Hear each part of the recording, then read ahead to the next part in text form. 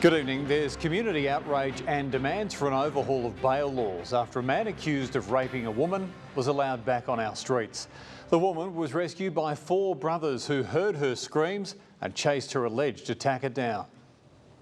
Appearing to help a woman more than 20 years his senior, Jason Williams leads his soon-to-be alleged victim along Marco Avenue in Panania. Natasha Squarey, 7 News. A pilot has been arrested over the baffling disappearance of 2 campers in Victoria's high country. Russell Hill and Carol Clay vanished in March last year, leaving their car and a burnt-out campsite behind. After a 20-month mystery, the breakthrough, the 4-wheel drive linked to the disappearance of Russell Hill and Carol Clay. Paul Caddack, 7 News. A magistrate has suppressed details of a criminal charge against William Tyrrell's foster parents, saying the allegation has nothing to do with his disappearance. As that matter unfolded in court, investigators on the Mid-North Coast uncovered potential new evidence in the search for William's remains. As the sun returned to Kendall, so did the power tools. As more domestic borders open, travel across the Tasman has hit a hurdle. Air New Zealand has cancelled more than 1,000 flights between now and the new year, with 20,000 customers left in the lurch. The company says it's particularly tough news for families and friends hoping to catch up over Christmas, but their hands are tied until border restrictions there ease. Deep fractures are emerging within the federal government over vaccine mandates as more coalition MPs threaten to withhold their vote from the Prime Minister. It was another turbulent day in Parliament as a newly elected Speaker quietly sat back.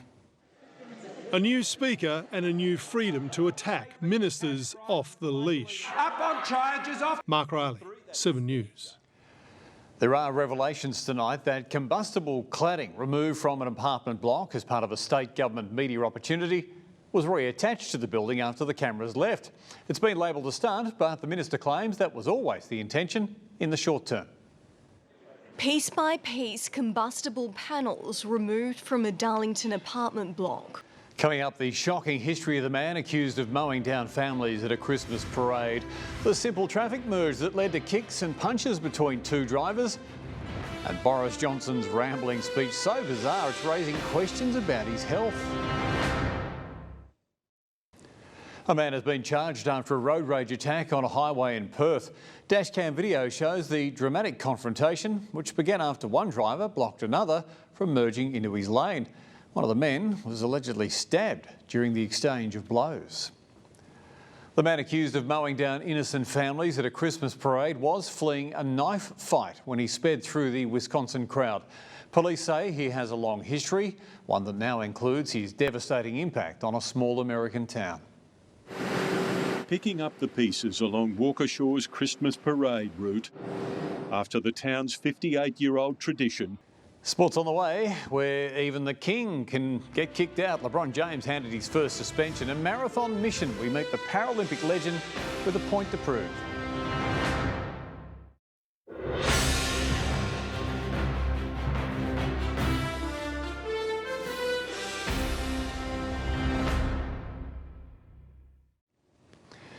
Curtis Patterson, who made a century in his last Test match 2 summers ago, marked his return.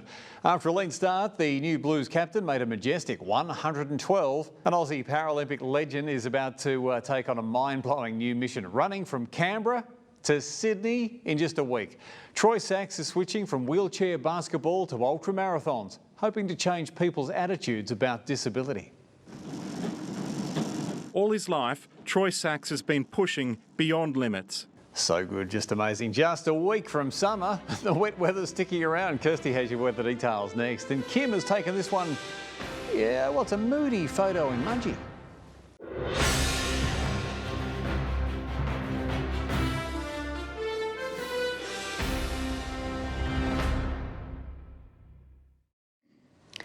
Time now for a look at your national weather details and, well, Kirstie, it's just wet, wet, wet and more to come. Yes, absolutely, more to come. No end in sight just yet. Hello, everyone. We do have a low pressure system developing to the west of New South Wales and it is set to track into the state tomorrow. This system will create unstable weather with showers, rain and thunderstorms developing for the second half of the week. Heavy rainfall is likely for some of us and conditions really aren't looking to settle down until the weekend for some of the inland, where showers are expected to ramp up though for much of the east coast. And rainfall under this system looks fairly widespread. Most of New South Wales will see somewhere between 30 and 80 millimetres of rain. As we stretch further south to Victoria, that could increase to about 100 millimetres.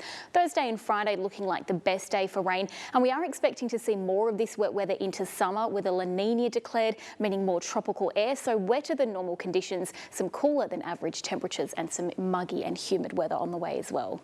Looking across the state, plenty of rainfall for New South Wales tomorrow as that low pressure system tracks through. 10 to 20 millimetres through regions like Wagga, Orange and Dubbo. Lighter falls around Tamworth around 8 with some scattered showers along our coastline. But the entire east coast of Australia looks to see some wet weather tomorrow. A different picture in the west at Perth, sunny and 29 degrees and beautiful summery temperatures in Darwin and in Broome. Dan? Looking at that just going, we wish. Yes, we wish we had those beautiful conditions. In Broome, unbelievable. Good on you. Thank you, Kirstie. We'll see you tomorrow. That is your news for this Tuesday, the 23rd of November. Thanks again for your company.